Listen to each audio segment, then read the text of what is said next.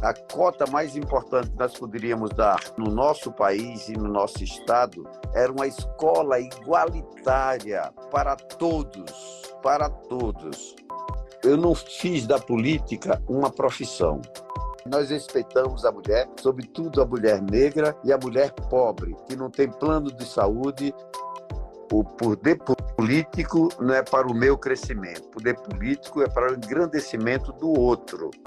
Por ser criança negra, as portas eram sempre estreitas. E eu sou o primogênito, eu sou o mais velho da família. E precisava dar aos meus irmãos o exemplo. Não é a cor que lhe dá qualidade, não é a cor que lhe faz diferente.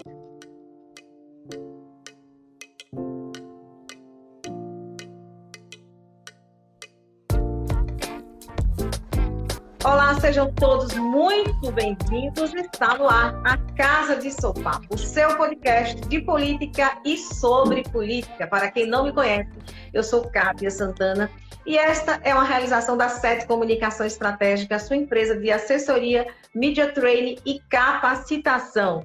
No episódio de hoje, já lembrando que todo mundo aproveita e já curte as nossas redes, acompanha, segue as nossas redes sociais, estamos em todas as plataformas, tá? O nosso convidado de hoje é formado em medicina pela Universidade Federal de Sergipe. É médico há 44 anos, ginecologista e obstetra. Estudou na Universidade Federal de Sergipe, como eu disse, é filiado ao PSD, é de Santo Amaro das Brotas. Tem uma história muito bacana de superação, conheço essa história, inclusive quero contar um pouco, quero que ele conte um pouquinho pra gente essa história, que é muito legal, né? E nasceu em Santo Amaro das Brotas, a família é grande, graças a Deus, aí próspera, né, apesar das dificuldades. Quero conhecer mais essa história, quero relembrar essa história, que para mim é muito inspiradora, viu, doutor Manuel Marcos?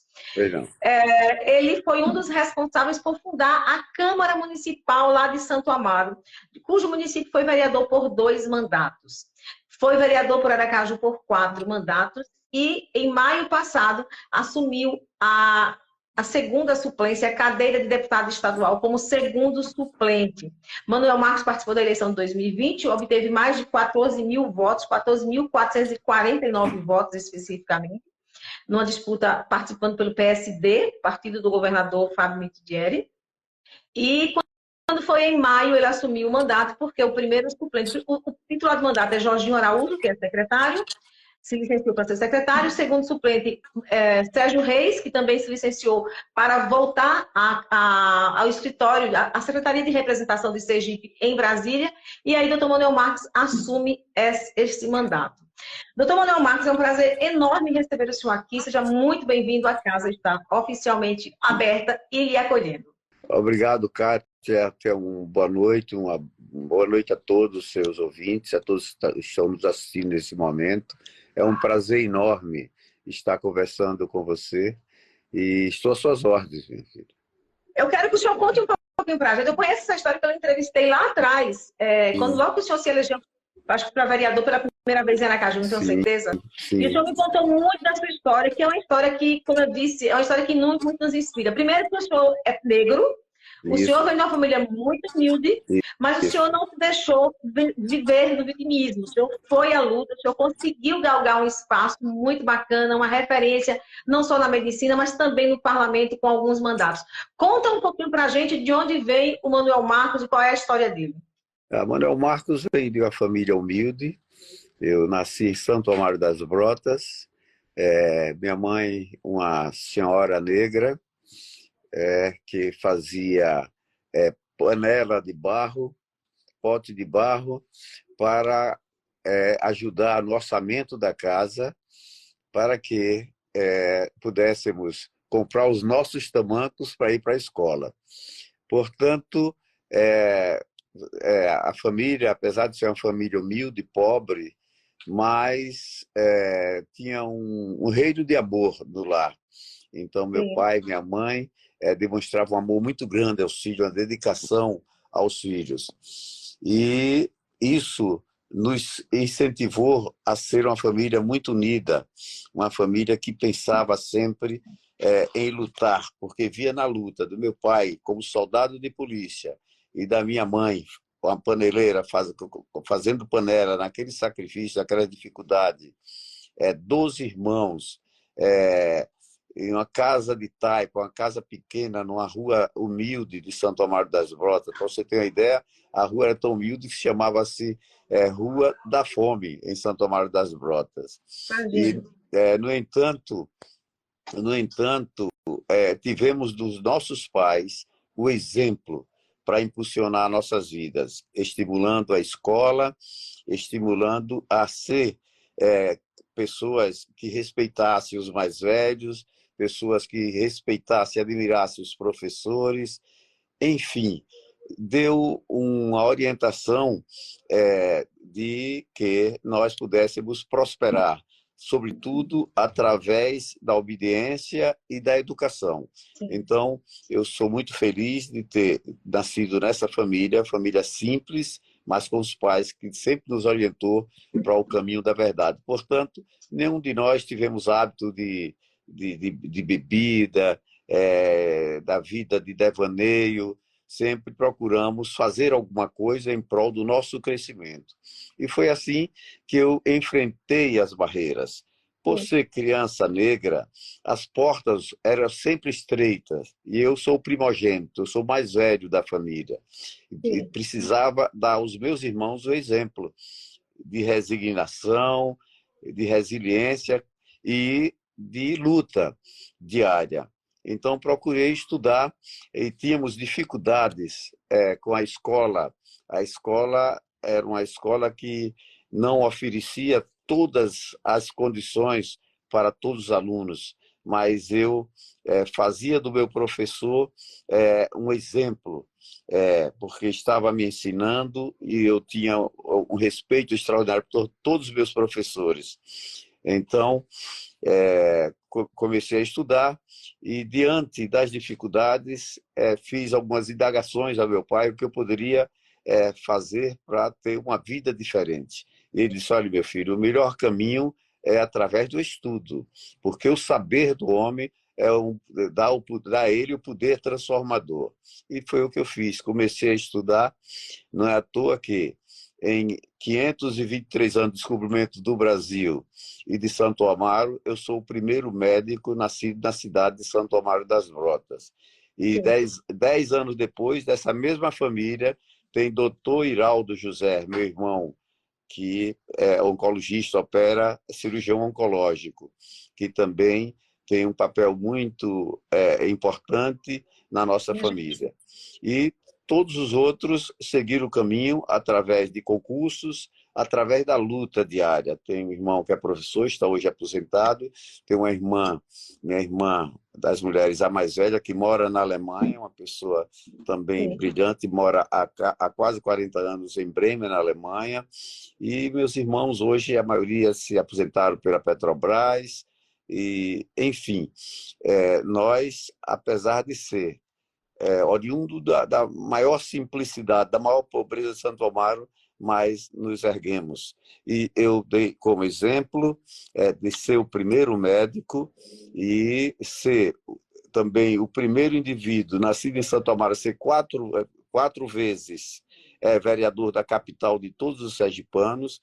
Fui 2 vezes vereador em Santo Amaro, das quais presidi a Câmara nos 2 mandatos e fundei a Câmara de Santo Amaro das Brotas e também dei ideia para a criação do primeiro ginásio em Santo Amaro das Brotas, porque eu achava que era um sacrifício enorme a gente ser de Santo Amaro e estudar num ginásio em Maruim. Muitas vezes ia a pé, 15 quilômetros, 7,5 quilômetros para ir, 7,5 quilômetros para voltar.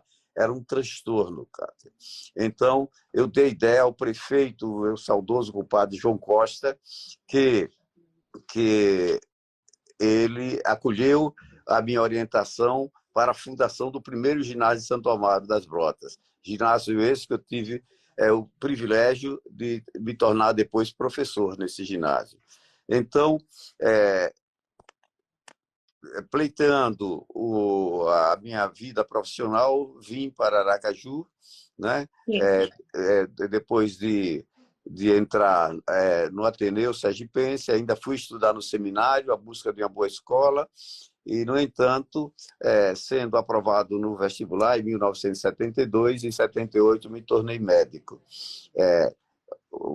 2 anos depois, comecei a trabalhar praticando ginecologia e obstetrícia, e acho que sim, que hoje vivo em atividade. Eu sou um dos médicos que mais operou as mulheres de Sergipe, que também fez partos, notadamente no Hospital Santa Isabel. Doutor Manuel, eu queria que o senhor tentar suspender um pouco, abaixar um pouquinho a sua câmera, que está bem cortada. A minha também está cortada, não sei por quê. Bom, coisas que a gente não consegue controlar. Mas deixa eu te perguntar uma coisa. Eu queria que o senhor contasse um pouquinho para a gente. O senhor me contou isso, eu queria que o senhor repetisse isso para a nossa audiência, tanto para mim quanto para a sua, que não conhece muito a sua história.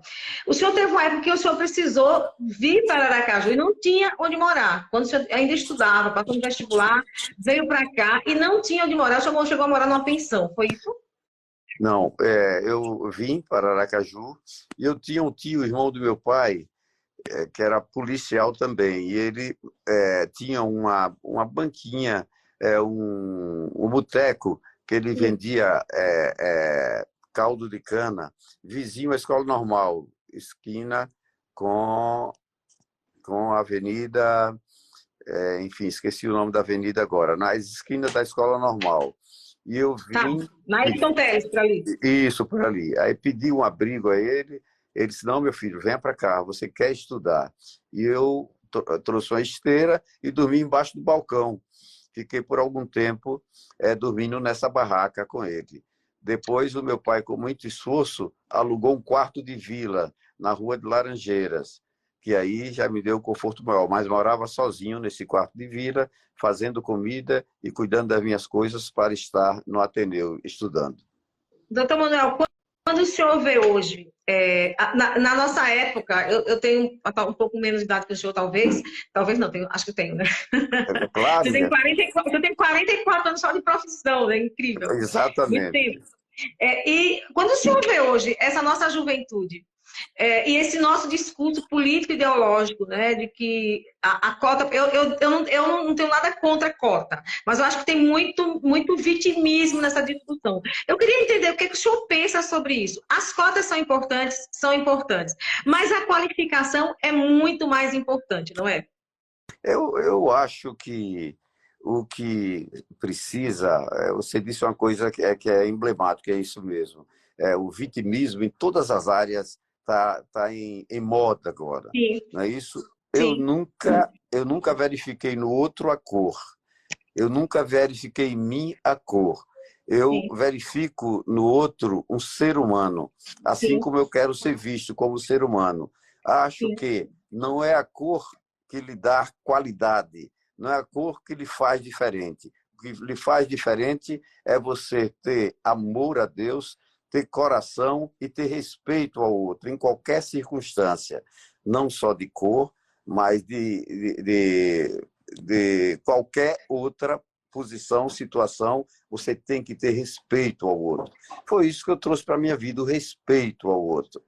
Entendeu? E verifiquei que, mesmo quando comecei a estudar, eu verifiquei que não tinha diferença entre eu e meus colegas por ter uma cor diferente. Não é isso? Mesmo porque eu sofri menos, porque nós moramos em um estado, entendeu? Que sem sombra de dúvida, depois da Bahia, uma grande porta de entrada para os africanos. Sim. Na nossa colonização.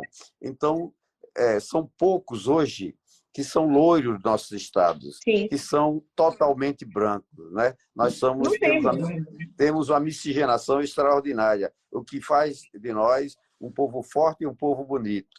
Então, acho que, ao invés de você pensar na cor, pense na conduta, pense no comportamento, sim, pense na história, não é isso? E valorize, sim, exatamente o que é a sua história de dignidade, de esforço e, sobretudo, de tratamento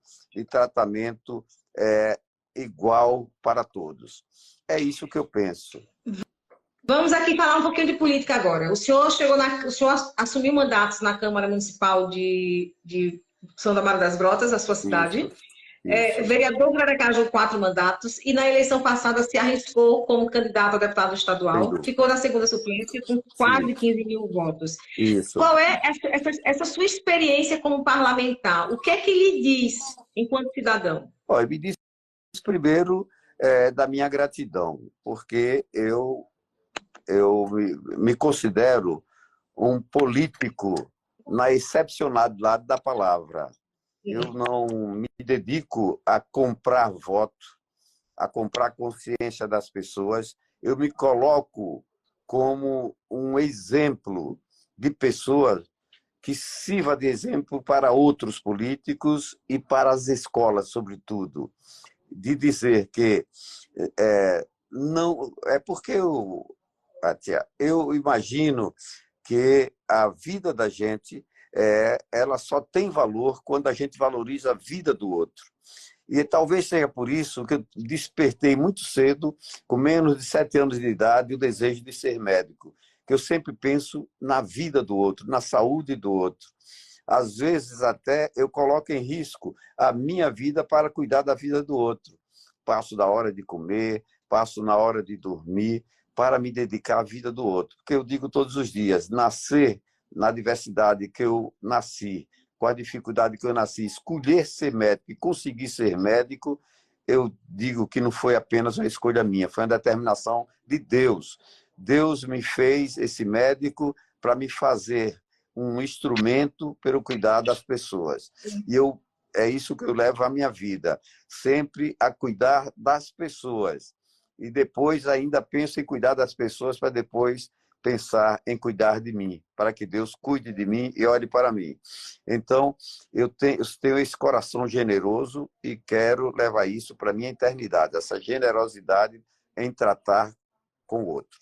Doutor Manuel Marcos, quem acompanhou a Câmara Municipal de Aracaju, como eu acompanhei por alguns anos, cobrindo política para o Jornal da Cidade, a gente via o senhor chegar no parlamento por volta das 9 horas, depois de fazer partos na maternidade Santa Isabel. Ainda chegava com a roupa suja de pó, com as mãos brancas de pó da luva, Essa rotina continua existindo ainda hoje, e por que o senhor não abriu mão de estar no hospital e cuidar apenas do mandato? Perfeitamente, porque eu acho que a minha profissão que Deus me deu foi ser médico. Me tornar político foi uma consequência de ver tanta incompreensão de pessoas que confundem política com politicagem. E eu achava que as ações políticas também deveriam chegar para a saúde das pessoas, sobretudo para as pessoas que mais precisam. As pessoas que são desempregados, as pessoas que são negros, que são, por determinadas circunstâncias, são pessoas... desculpe, que estão entrando aqui no meu telefone, determinada circunstância, não tem um emprego, tem vida difícil, e, portanto, tem do Estado, do país, a incompreensão de dar uma condição igualitária de saúde a todos os brasileiros, todos sergipanos, todos aracajuanos. Então, eu disse, bom, eu como médico vou fazer a minha parte, eu vou cuidar das pessoas, eu vou praticar essa profissão tão linda que Deus me deu em prol das pessoas. E é isso que eu faço até hoje. Eu acho que o ser humano ele tem que ser, do ponto de vista da educação e da saúde, tratado igualmente. Eu não entendo a saúde, Kátia, que seja uma saúde para brancos ou para pretos, para amarelos. Eu acho que a assistência da saúde tem que ser para o ser humano. E a Constituição brasileira nos garante o direito à saúde, e à educação. Portanto, é isso que eu faço, é tratar com igualdade a todos que me procuram como médico.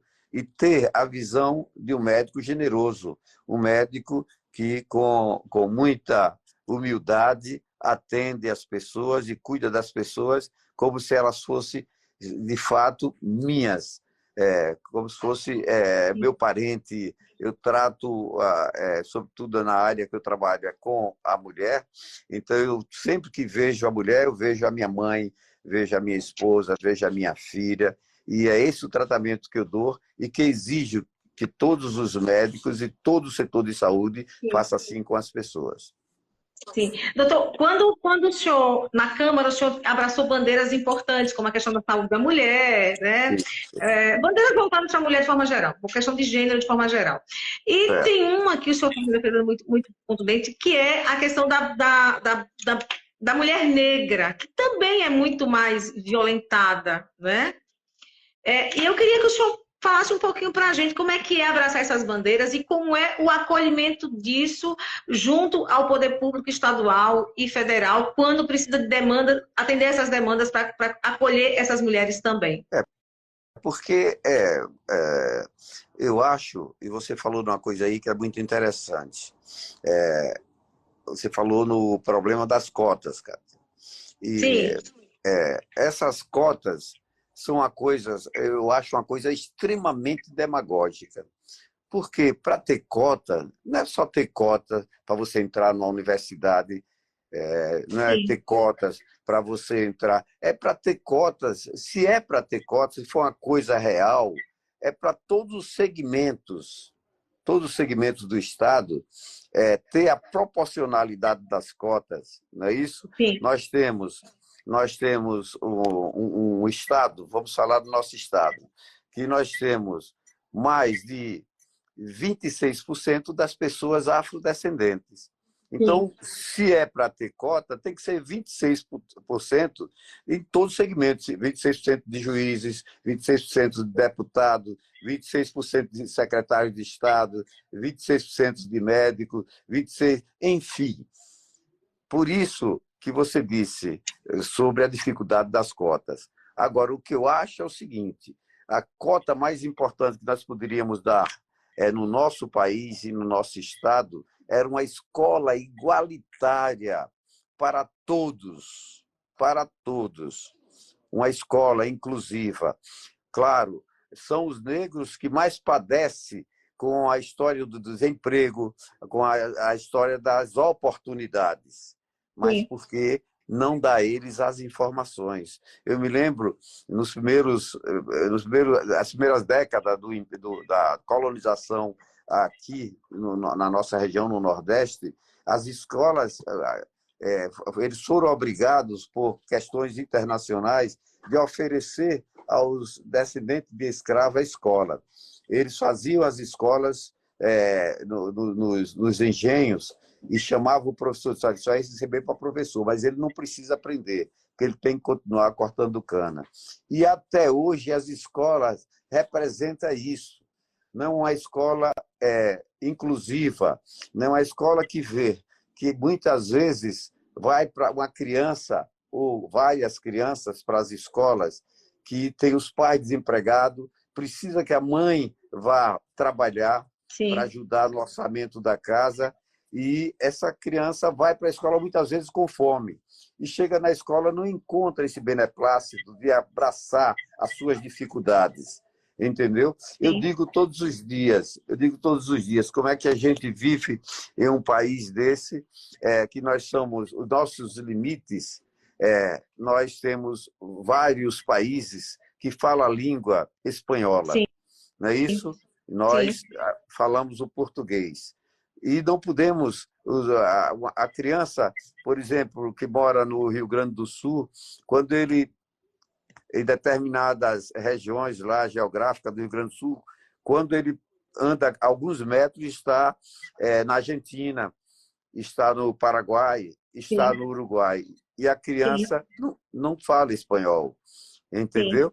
Então, nós precisaríamos de uma escola inclusiva, com determinação, uma escola integral, sobretudo para essas crianças. Aí sim, ia resgatar o débito, a dádiva, o que a colonização deixou para os negros, as pessoas negras do Sim. Brasil. Aí, Sim. através de uma boa escola, vocês iam ver quanto o país ia ser um país mais igualitário, um país que cuidasse. Mas você pode observar, na esfera de poder, né? Na esfera de poder, em um Sim. país que tem 26% de pessoas negras, apenas 24% de pessoas de outras cores. Sim. Aí você chega na esfera de poder, você não encontra essa colocação das pessoas, e aí a gente fala em cotas, entendeu? Cota é Sim. isso, é dar uma condição igual para todos, né? Sim. E a gente olhar o outro como, como irmão, como Sim. semelhante, não é Somos filhos isso? do mesmo pai, né? O mesmo pai, e quando morre é tão engraçado que o branco fica roxo e perde a sua cor, e o negro fica pálido para ter uma cor mais próxima do branco. Então, eu não sei por que as pessoas têm esse preconceito. Eu nunca tive, porque a minha educação e a minha inteligência não permite eu ver nas pessoas cor. Eu vejo nas pessoas qualidade, dignidade, honestidade e, sem sombra de dúvida, esforço de transformação da sua vida, sobretudo transformar o seu coração para amar o seu próximo com igualdade.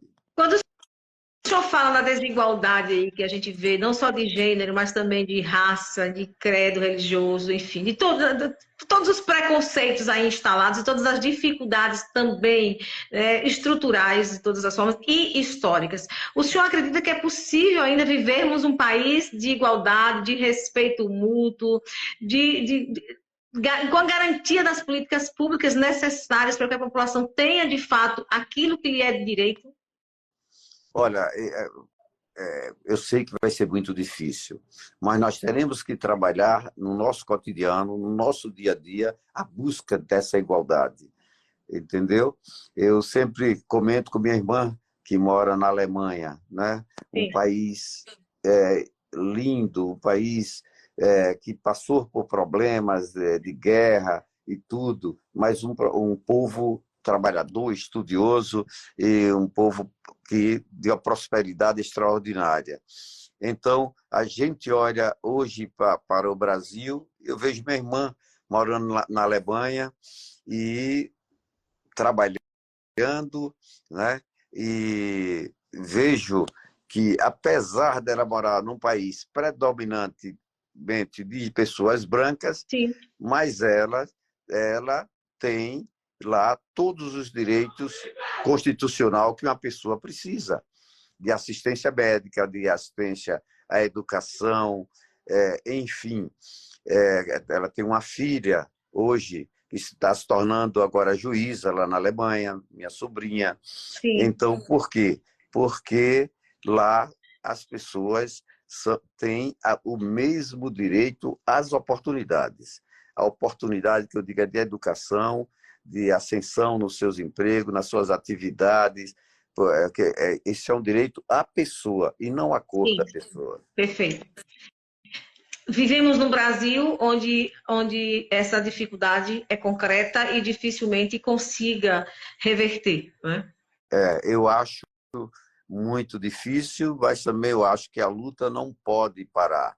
Nós devemos continuar e esse país tem um débito enorme à raça negra no Brasil, Sim. porque foi através dos negros que o Brasil adquiriu essa extensão demográfica de continente, porque com as invasões holandesa e espanhola, os portugueses se utilizaram dos escravos que eles trouxeram para lutar contra os invasores. Sim. Né? Aí vem toda a história, todo o histórico dos bandeirantes e tudo, que nada mais era que os negros de facão e pau na mão, que fez com que esse país atingisse essa extensão extraordinária geográfica de um continente. Sim. Então, o país deve sim a esses afrodescendentes e precisa ter respeito a essa história. Não é isso?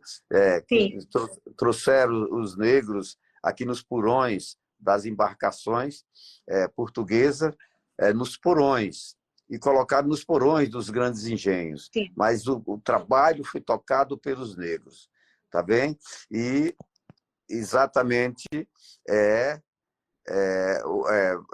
hoje o país devia ter gratidão a isso, oferecendo a todos os afrodescendentes a mesma oportunidade através de uma boa escola, através de uma boa assistência médica e oportunizando também galgar os níveis superiores de poder. Deputado, na Casa Legislativa, na Assembleia Legislativa, que hoje é a sua casa, como é que é a relação com seus colegas e como é que o senhor avalia essa prática muito comum nos parlamentos das matérias chegarem do Executivo ou de outros poderes, como o Judiciário, e pouco ser discutida, e, aliás, nunca discutida, por exemplo, com a sociedade? Como é que o senhor vê isso? Olha, primeiro que eu sou uma pessoa, pelo grau de inteligência que tenho, eu me adapto a qualquer circunstância. Até mesmo quando sou tratado com preconceito, eu faço daquilo uma ação negativa para ele e não para mim. Porque quem tem preconceito é que é o defeituoso. Eu não tenho defeito, porque eu não tenho preconceito. Entendeu? Então, eu demonstro sempre que uma coisa diferente, né? Eu não fiz da política uma profissão. Não faço da política uma profissão. Primeiro, eu fui à busca, com muito sacrifício, muita dificuldade, uma profissão de ser médico. Como médico, eu me tornei um médico cuidadoso, zeloso pelas pessoas e pela saúde das pessoas, certo? Mas sempre vi essa dificuldade da assistência médica ser de maneira objetiva para as pessoas pobres, para as pessoas negras. Eu tive fatos interessantes que eu ficava horrorizado. Eu ficava de plantão nas maternidades e chegava 4, 5, 6 mulheres negras. Se chegasse uma branca, ela era atendida em primeiro lugar. Eu disse, não, isso não é correto. Vai ser atendido quem está precisando, sobretudo quem chegou primeiro. Entendeu? A gente não pode, porque a mulher é branca, essa é negra, essa é mulata, sei lá, você atender a branca primeiro, não vai atender a quem está precisando, quem está com quadro, um quadro mais que mereça os cuidados objetivos e prioritários. Então, eu fui vendo essa desigualdade nos hospitais, né? Essa desigualdade vem não só pela cor, mas também pelo grau social do indivíduo, a pobreza do indivíduo, entendeu? E eu sempre vejo as pessoas não pelo que ele tem, não pelo que ele apresenta, pela sua necessidade. Sim. Doutor Manuel Marcos, com essa sua bandeira, com esse seu legado aí construído ao longo do tempo, né, na política, na medicina, o que é que o senhor espera da política e quais são os seus projetos futuros? Prefeitura de Aracaju, num momento desses aí qualquer? Olha, eu digo todos os dias, pela minha história, o sacrifício de vida que eu tive para estudar, a luta que eu tive para enfrentar, sobretudo, os preconceitos nesse país, eu estou preparado para ser presidente da República. Eu, sim, estou preparado, porque eu tenho como pressuposto de que o poder político não é para o meu crescimento, o poder político é para o engrandecimento do outro. A política é você poder construir para o outro. Eu adquiri uma posição, graças a Deus, que eu não preciso de ações politiqueiras. Agora, eu preciso ser político para exigir uma política de saúde igualitária, inclusiva e humana para as pessoas. Eu sempre digo, quando eu vejo mulheres chegar no meu consultório atônitas dos interiores de Sergipe, dos interiores da Bahia, com tumores, com câncer, com sangramento, entendeu? Sim. Desculpa. E não ser acolhido no seu município, não ser acolhido na sua cidade, não ser acolhido pelo seu sistema médico. Isso é que é danoso para a vida das pessoas, para a dignidade do outro. Isso me deixa transtornado. E é por isso que eu sou esse médico acolhedor. Não é isso? Às vezes, até dentro da minha família, eu disse, você vai se acabar, você não vai dar jeito nisso. Eu disse, não, eu não vou. Eu não vou dar jeito, mas eu vou continuar fazendo. Porque até eu morrer, eu vou procurar cuidar das pessoas, porque eu acho que é eu pensando no outro, pensando nas pessoas, que Deus vai pensar em mim e me dar saúde até hoje. Para eu continuar na batalha, lutando pelas dificuldades do outro, sob o ponto de vista da saúde, principalmente. Doutor Manuel, você falou de interior, que o pessoal do interior está conectado aqui. É Lenivaldo Dantas, de Feira Nova, no sertão sergipano, mandando um abraço a esse ser humano incrível, profissional competente e político exemplar. Também aqui tem uma mensagem do menino lá de Umbuzeiro do Matuto, em Porto da Folha. Ah, coisa linda. Que maravilha. Olha, esse é Lenivaldo mesmo. Eu vou explicitar aqui porque ele participou e ele me autoriza a dizer isso. Lenivaldo, ele esteve com uma dificuldade de saúde com a sua esposa no interior de Sergipe. Entendeu? Estava na porta de um hospital e ele estava vendo que a mulher dele estava em uma dificuldade muito grave de saúde. E ninguém atendia, ou dava um atendimento assim, que fora dos padrões do hospital, e ele ligou para mim. Aí eu disse, me conte como é que ela está. Aí ele me contou o quadro. Quando ele me contou o quadro, vou falar aqui porque eu tenho autorização deles para dizer. Sim. Ela estava com um sangramento, que esse sangramento ia lhe levar inexoravelmente à morte. Quando ele falou do quadro, pegue o carro aí, pegue uma ambulância e traga ela agora, que eu vou estar na porta do hospital esperando por vocês. E ele teve dificuldade de tirar a paciente do hospital, disse, mas você tire, arranque, porque não vai resolver aí, sim, na cidade de Glória. Aí ele pegou um carro, conseguiu o carro e trouxe, eu fiquei na porta da maternidade do Hospital Santa Isabel. Quando ele chegou, ela estava mais branca do que as nuvens mais brancas que você possa imaginar quando olha o céu. E eu levei para o hospital, para você ter uma ideia, ela já estava em estado de choque, porque tinha perdido mais de 85% do seu sangue. Ela teve uma gravidez ectópica, rota, rompeu a trompa com o bebê, o feto que estava na trompa.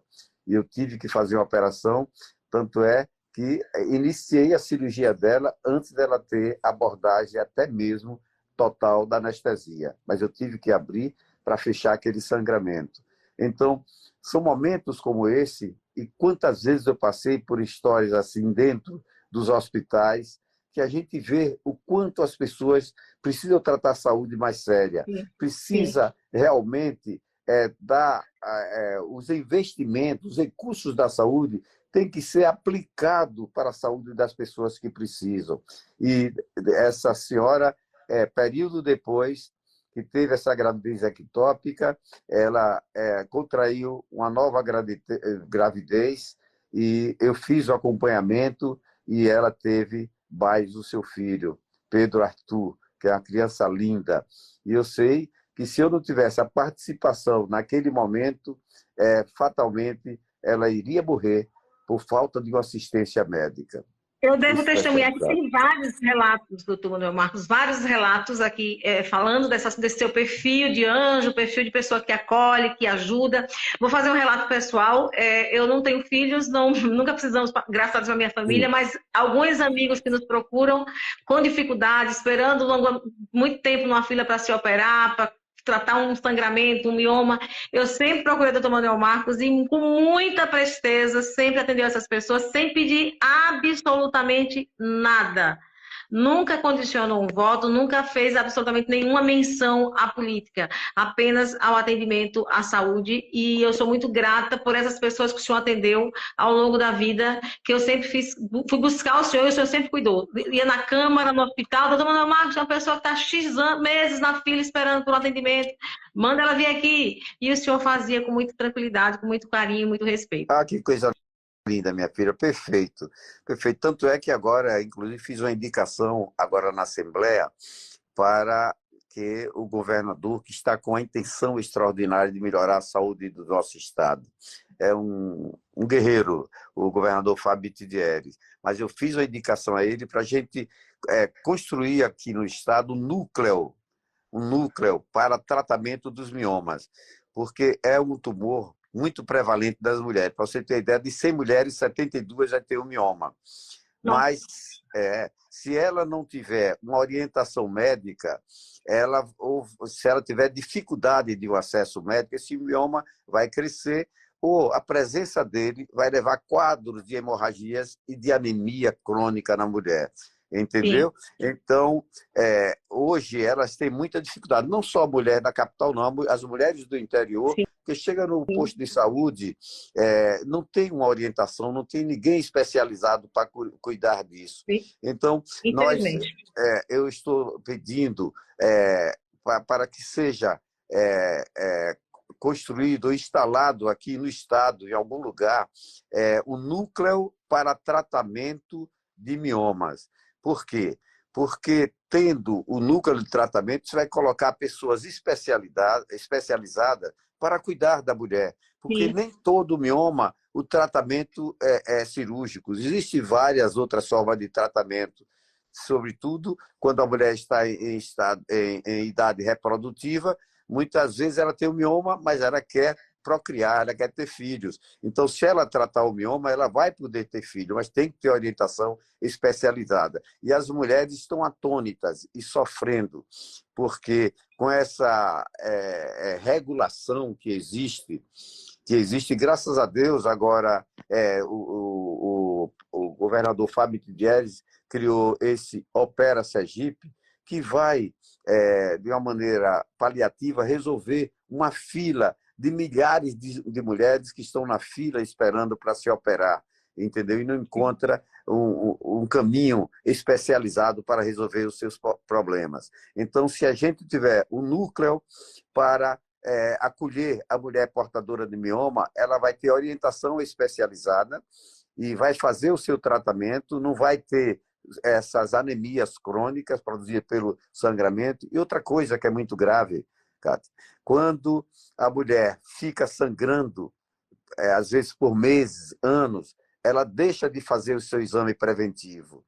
Aí o mioma, que é um tumor benigno, ele vai dar a possibilidade de aparecer um câncer no colo uterino dela e ela confundir com o sangramento, e aí ela vai morrer, ela vai diminuir essa qualidade de vida. É por isso que, como nós moramos em um estado que nós temos predominantemente as mulheres que têm descendência, ou seja, são afrodescendentes, essas mulheres, então, que têm a maior probabilidade de ter o mioma, porque o mioma acomete mais a mulher de cor negra ou as afrodescendentes. Não precisa ser ter a pele escura, basta ser afrodescendente. Aí a incidência, a prevalência desse tumor acontece. Para você ter ideia, eu tenho operado mulheres com tumores com mais de 8 quilos, 9 quilos no útero, sofrendo sem ser acudida. Então, nós precisamos fazer isso, porque nós estamos dizendo que nós amamos a mulher, nós respeitamos a mulher,